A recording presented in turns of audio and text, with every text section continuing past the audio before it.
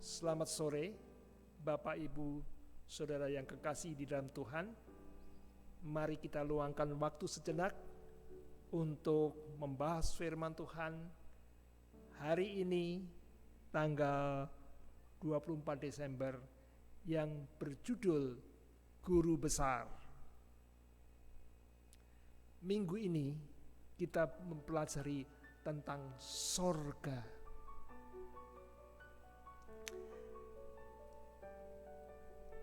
Pepatah Jawa mengatakan, hidup kita di dunia ini ibaratnya seperti orang yang mampir untuk minum. Artinya sementara, singkat. Nah, apakah kita memikirkan apa yang terjadi setelah kematian menjemput kita? Kalau kita hidup di dunia, kata pemazmur 70 sampai 80 tahun, masa kematian kita lebih panjang. Bisa ratusan bahkan ribuan tahun kita tidur di dalam kubur. Apakah prioritas kita di dalam pemikiran kita sementara kita hidup ini? Kita hanya sibuk memikirkan urusan-urusan duniawi? Betul, kita tidak lepas daripada masalah ataupun beban-beban. Hidup ini memang orang katakan sulit, berjuang. Maka kita memikirkan agar kita berhasil, mempunyai kehidupan yang bahagia. Tidak salah. Tetapi apakah kita pernah memikirkan masa yang lebih panjang, yaitu setelah kematian kita? Orang umumnya tidak berpikir sampai di sana. Ya kalau sudah meninggal ya nggak tahu gimana. Katanya masuk surga atau neraka. Tetapi kita bersyukur Alkitab menerangkan semuanya.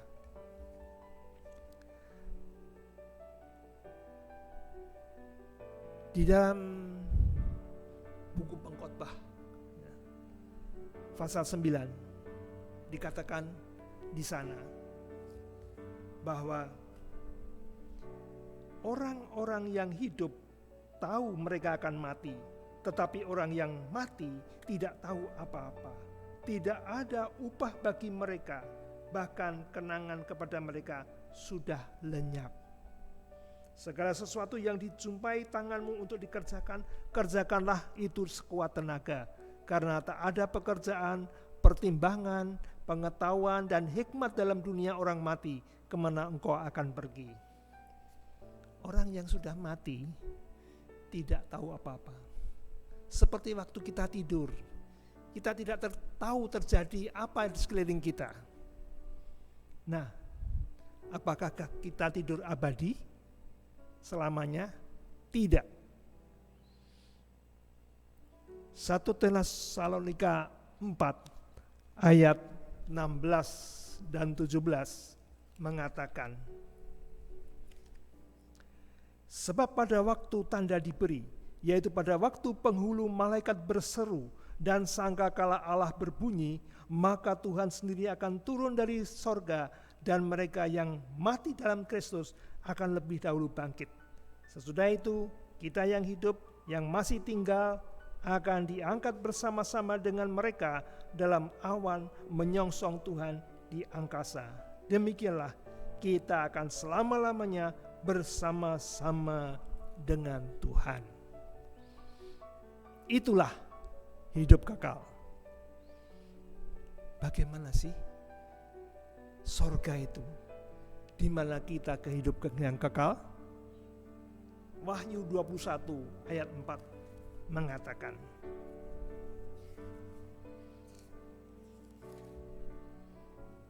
dan ia akan menghapus segala air mata dari mata mereka, dan maut tidak akan ada lagi. Tidak akan ada lagi perkabungan atau ratap tangis atau duka cita, sebab segala sesuatu yang lama itu telah berlalu.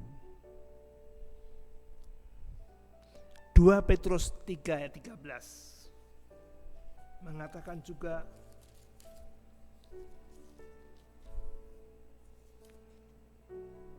tetapi sesuai dengan janjinya, kita menantikan langit yang baru dan bumi yang baru, di mana terdapat kebenaran. Itulah sorga, langit baru, bumi baru, di mana tidak ada ratap tangis ataupun duka cita, sakit penyakit maupun kematian. Lalu kita ngapain di sorga ya?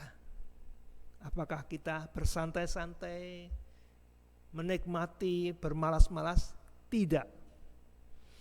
Dikatakan dalam pelajaran kita, sorga adalah sebuah sekolah.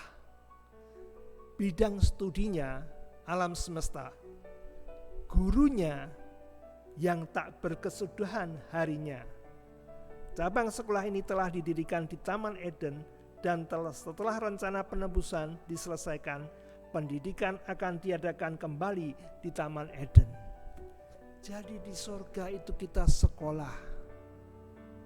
Berapa lama kita sekolah di dunia? Dari taman kanak-kanak sampai lulus sarjana, mungkin 25 tahun. Tetapi di surga kekal sekolahnya, tidak ada habis-habisnya. Kira-kira membosankan tidak ya?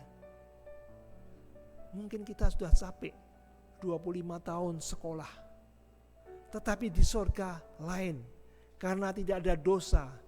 Apa pelajarannya? Alam semesta. Apalagi di sana ada guru agung, guru besar, yaitu Yesus Kristus. Apa yang diajarkan di sana? Di sorga yang tidak ada dosa, tidak ada kejahatan, Yesus memaparkan tentang kebesaran kasih Allah. Rencana penciptaan, penebusan, dan kemudian apa? Diangkatnya kita naik ke sorga. Setiap hal dalam kehidupan kita, Tuhan terangkan. Jadi sementara dalam dunia kita tidak tahu mengapa Tuhan, mengapa, apa. Semua dijawab di sorga. Dan kita akan merasa puas dan bersyukur tidak henti-hentinya memuji Tuhan. Di sorga tidak ada hukum kejahatan. Tidak ada angan-angan kekecewaan, kesedihan yang terbawa di sorga. Semuanya sudah diperbarui. Jadi kehidupan di sorga adalah luar biasa. Satu pengharapan bagi kita bila mana kita merasa lelah hidup dalam dunia ini.